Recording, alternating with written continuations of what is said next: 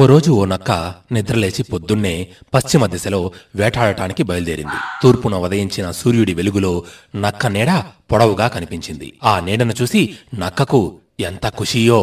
నేనింత పొడవుగా ఉన్నానా? ఇంత భారీగా ఉన్నా నా ఆకలి తీరాలంటే కనీసం ఓ ఏనుగు లేదా ఓ ఒంటె అవసరం అనుకుంది. దాంతో ఎదురుపడ్డ చిన్న చిన్న జంతువులను అస్సలు పట్టించుకోలేదు.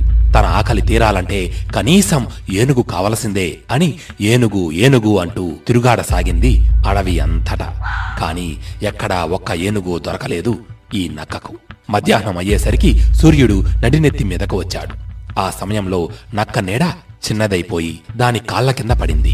అప్పుడది ఆహా, ఆకలితో ఎలా చిక్కిపోయానో కదా అనుకుని నీరసించిపోయింది. చిక్కిపోయిన తనకు ఓ మేకపిల్లో లేక కోడో దొరికినా చాలు అనుకుంది. కాని మేకపిల్ల కనిపించలేదు. కోడి జాడా లేదు. సాయంత్రం పడమరకు వచ్చిన సూర్యుడితో నక్క నీడ తన ముందు పడకుండా వెనక్కు పడింది. దాంతో నక్కకు తన నీడే కనిపించలేదు. అయ్యో, ఈ 3 పూటల్లోనే ఇంతగా అయిపోయానేంటి?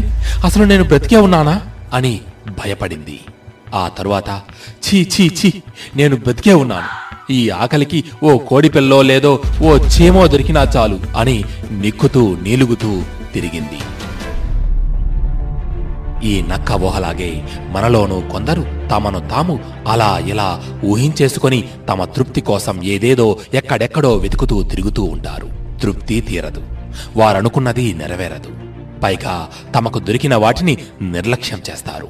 చివరికి ఏదైనా ఒక్కటైనా దొరకదా అని పరితపిస్తారు.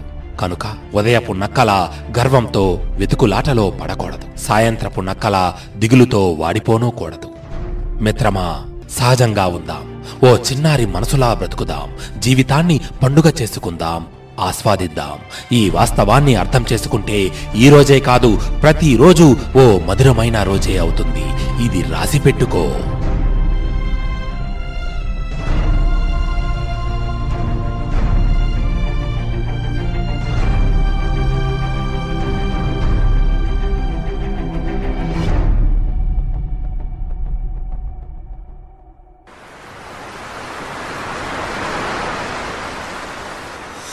మన చిన్నప్పుడు గడియారాలు కొనుక్కునే స్తోమత లేకున్నా సమయం ఉండేది. కానీ ఇప్పుడు గడియారం కొనుక్కునే స్తోమత ఉంది.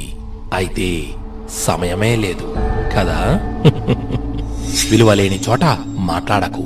గౌరవం లేని చోట నిలబడకు. ప్రేమ లేని చోట ఆశపడకు. నీకు నచ్చని ఇష్టం లేని విషయాలకు క్షమాపణ చెప్పకు. నువ్వు మెచ్చని వాటికి సంజాయిషీలు ఇవ్వకు. నిర్లక్ష్యం ఉన్న చోట ఎదురు చూడకు. అలక్ష్యం ఉన్న చోట వ్యక్తపరచకు. వ్యక్తిత్వం తాకట్టు పెట్టి పాకులాడకు. ఆత్మగౌరవం ఫనంగా పెట్టి ప్రేమించకు. చులకనగా చూసే చోట చొరవ చూపకు. జాలిపడి ఇచ్చే పలకరింపులకు ప్రేమకు జోలె పట్టకు. భారం అనుకునే చోట భావాలు పంచుకోకు. దూరం నెట్టేసే చోట దగ్గరవ్వాలని ప్రయత్నించకు. నిజాయితీని గుర్తించని చోట నిమిషం కూడా వృధా చేయకు. ముఖంపై చిరునవ్వు ఉంటేనే సమాజం మనం అనుకున్నట్లు ఉంటుంది. ఎందుకంటే కన్నీటిని కళ్ళు ఉంచుకోవడానికి ఇష్టపడవు కాబట్టి. నిజాయితీ గల మనిషిని మోసం చేయడం అంటే చేతిలో రత్నాన్ని విసిరేసి రాయిని పట్టుకుంటున్నట్లే. ఆత్మాభిమానాన్ని మించిన ధనం ఈ ప్రపంచంలో మరొకటి ఉంటుందని భ్రమపడకు. ఎదురు చూడని ఇంటికి పిలిచినా వెళ్ళకు.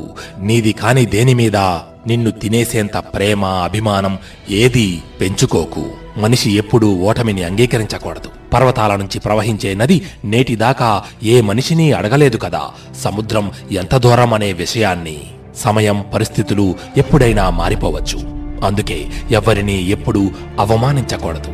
మనం శక్తివంతులు అయ్యుండొచ్చు, కానీ సమయం మనకంటే శక్తివంతమైనదని మర్చిపోకూడదు. ఎదుటి వ్యక్తిపై ఎప్పుడూ ఎగతాళి చేయకూడదు. ఎందుకంటే ఎవరికి తెలుసు ఎలాంటి బాధను వారి మనసులో మోస్తున్నారో. మిత్రమా, ఇతరులకు నీవు చేసిన మేలును మర్చిపోగాని నీకు ఇతరులు చేసిన మేలును మాత్రం నిధులలోనూ మర్చిపోకు. ఇది రాసిపెట్టుకో.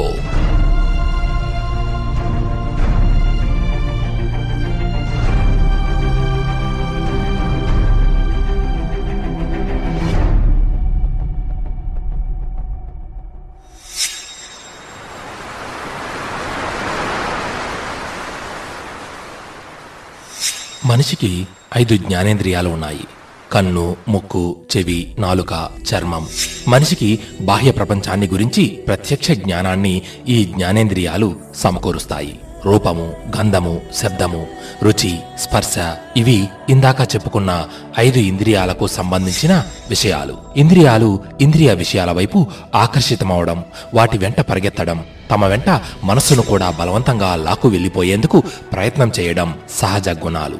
ఈ ఇంద్రియాలకు తమ తమ ఇంద్రియ విషయాల పట్ల ఇది బాగుంది, నాకు ఇష్టం, మరింత కావాలి, ఇది బాగాలేదు, నాకు ఇష్టం లేదు, వద్దు అనే రాగద్వేషాలే తప్ప ఇది మంచి, ఇది చెడు, ఇది శ్రేయస్కరం, ఇది కాదు అని నిర్ణయించే విచక్షణ లేదు. ఆ విచక్షణ శక్తి బుద్ధిది. భగవద్గీత ఇంద్రియాల గురించి, ఇంద్రియ నిగ్రహాన్ని గురించి ఎన్నోసార్లు ఎన్నో విధాలుగా ప్రస్తావించింది. జీవుడికి శరీరం అనేది ఒక ఉపాధి, సాధనం. తన జ్ఞానేంద్రియ పంచకం మనసుకు అందించే విషయ పరిజ్ఞానాన్ని స్వీకరించి బుద్ధి ద్వారా గ్రహించి కర్మేంద్రియాల ద్వారా తనకు శ్రేయోదాయకమైన కర్మలు చేసుకోవాలి అని వ్యవస్థ. అంటే జీవుడు యజమాని. ఆయన తన గమ్యస్థానం చేరటం కోసం ఎక్కి కూర్చున్న రథం శరీరం. ఆ రథానికి సారథి తన బుద్ధి. యజమానికి కావలసిన మార్గంలో గుర్రాలు పరుగెత్తితే రథం యజమాని కోరిన గమ్యానికి చేరుతుంది. కానీ గుర్రాలు ఎటు లాగితే రథం అటు వెళ్లే మాటైతే యజమాని చేరేది గుర్రాలు తీసుకునే గమ్యానికే. ఇంద్రియాలు అనే గుర్రాలకు ఇష్టాయిష్టాలున్నాయే తప్ప మంచి చెడు విచక్షణ లేదు. యజమానిని విషయలోలత్వం అనే లోయలోకి కూలదోసి భ్రష్టుణ్ణి చేస్తాయి. గుర్రాలు యజమాని చెప్పు చేతల్లో నడవడం పోయి యజమాని గుర్రాల చెప్పు చేతల్లో నడిస్తే అంతే అవుతుంది. మిత్రమా, ఇంద్రియాలను వాటి ఇష్ట ప్రకారం ఇంద్రియ విషయాల వెనుక పరుగెత్తకుండా నియంత్రించి వాటిని తన స్వాధీనంలో ఉంచుకొని నడిపించేవాడే ఘనుడు, విజేత. అతను కోరుకున్న గమ్యాన్నే చేరుకుంటాడు అంటుంది భగవద్గీత. ఇది రాసిపెట్టుకో.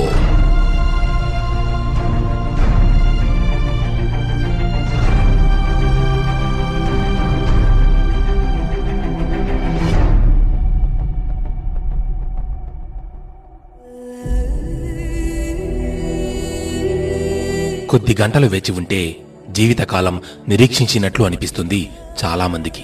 ఒక కొత్త శిశువును చూడాలి అంటే 9 నెలలు ఆగాలి.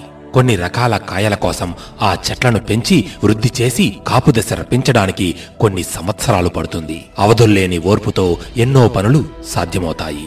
ఓర్పు లేని మనిషి మనిషే కాడు. అజ్ఞానం వల్ల సహనం కోల్పోయి తన స్థితిని మరింతగా దిగజార్చుకుంటాడు మనిషి. అందరూ పారిపోయే చోట ధీరుడు నిలబడతాడు. అతడి జెండా ఓర్పు. సహనంతో ఉండగలిగితే అన్ని పనులు ఒకటికొకటిగా సానుకూలమవుతాయి. రాత్రి చీకటిలో గడిపితేనే సూర్యోదయం చూడగలం. మనసులో ఆలోచనలు లేస్తాయి. ఉన్న చోటున ఉండనివ్వవు. రాయిలాంటి స్థిరమైన మనిషిని కదపాలని చూస్తాయి, కదలకూడదు. సహనమే మనిషిని ఋషిని చేస్తుంది. సహనం కలిగిన వాణ్ణి చూసి ఎంతటి వారైనా భయపడతారు. సహనం మనిషిని చరిత్రలో నిలబెడుతుంది. సహనమే సత్యాన్ని చూపిస్తుంది. సహనం లేని వ్యక్తి నాయకత్వం వహించలేడు. సహనం లేని వ్యక్తి నాయకుణ్ణి అనుసరించలేడు. సహనం లేని వ్యక్తి కలిసి జీవించలేడు. సహనం లేని వ్యక్తి ప్రకృతికి అనుకూలంగా బ్రతకలేడు. ఎదురుచూసి సంవత్సరాలు గడిచిపోయాయి. ఓర్పు మహావృక్షమైంది. కారడవిలో సహనమే ధైర్యంగా శబరి ఎదురుచూసింది. ఆమె నిరీక్షణ ఫలించింది. శ్రీరాముడొచ్చాడు. జన్మ జన్మల ఓర్పు విజయ శిఖరం చేరుకుంది. ఎదురుచూసే వాళ్లను నిరాశపరచడు భగవంతుడు. పడవ నడిపే గుహుణ్ణి, రాయిగా పడి ఉన్న అహల్యను అనుగ్రహించాడు. మేఘజలం తప్ప మరే నీటిని తాగని చాతక పక్షి కారు మబ్బు కోసం ఎదురుచూస్తుంది. కోకిల రాక కోసం వసంతం వేచి ఉంటుంది. ఓర్పు మనకు హృదయానందాన్ని కలిగిస్తుంది. ప్రయోగశాలల్లో శాస్త్రవేత్తల జీవితాలు గడిచిపోతాయి. వారి సహనం, అంకితభావమే మానవాళికి ఎన్నో శుభాలను చేకూరుస్తుంది. చుట్టూ పుట్టలు ఏర్పడి తపస్సులో సుదీర్ఘకాలం నిమగ్నమైన సాధారణ నరుడు వాల్మీకిగా అవతరించాడు. మహాకావ్యాన్ని లోకానికి అందించాడు. అన్ని సుగుణాలు ఉండి సహనం ఒక్కటే లేకుంటే లాభం లేదు. ప్రతిభా పాటవాలు తక్కువైతే ఓర్పుతో నేర్పుతో ప్రవర్తించే వ్యక్తికి తిరుగుండదు. సరైన సాంగత్యంలో నిజమైన ఓర్పు బయటపడుతుంది. నిండు సభలో శ్రీకృష్ణుణ్ణి నానా దుర్భాషలాడాడు శిశుపాలుడు. అది విన్న వాళ్ల రక్తం మరిగిపోయింది. కాని శ్రీకృష్ణుడు అంటూ తరగని చిరునవ్వుతో ఓర్చుకున్నాడు. అంతిమంగా ఏం జరిగిందో తెలిసిందే కదా. ఎదుగుతున్న కొద్దీ ఒదిగే గుణం ఓర్పుగా ఉంటే వస్తుంది. ఒక చిన్న మొక్క 100 ఏళ్లు ఎదిగి చరిత్రకు సాక్ష్యంగా నిలిచే వృక్షంగా మారుతుంది. ఓర్పు చరిత్రను తిరగరాస్తుంది. ధర్మరాజు లాంటి మనిషి అంటారే గాని దుర్యోధనుడు లాంటి మనిషి అనరు కదా. ఓపిక వహించు, అన్నీ సర్దుకుంటాయి అని మన పెద్దలు ఎన్నోసార్లు చెబుతుంటారు. ఓపిగ్గా మనం నిరీక్షించలేకపోవడానికి కారణం ప్రకృతి పనిచేసే విధానం, అది మన మీద చూపించే ప్రభావం. చంచల స్వభావం కలిగిన మనసు మన బ్రతుకును నడిపించడం, మనకు తెలియకుండానే దానికి వశమైపోయి మనం ఓడిపోతూ ఉంటాం. మిత్రమా, ఆఖరుగా ఒక్క మాట, గెలవాలంటే ఓర్పు కావాలి. సహనం లేని ఏ వీరుడు చరిత్రలో గెలిచిన దాఖలాలు లేవు. ఇది రాసిపెట్టుకో.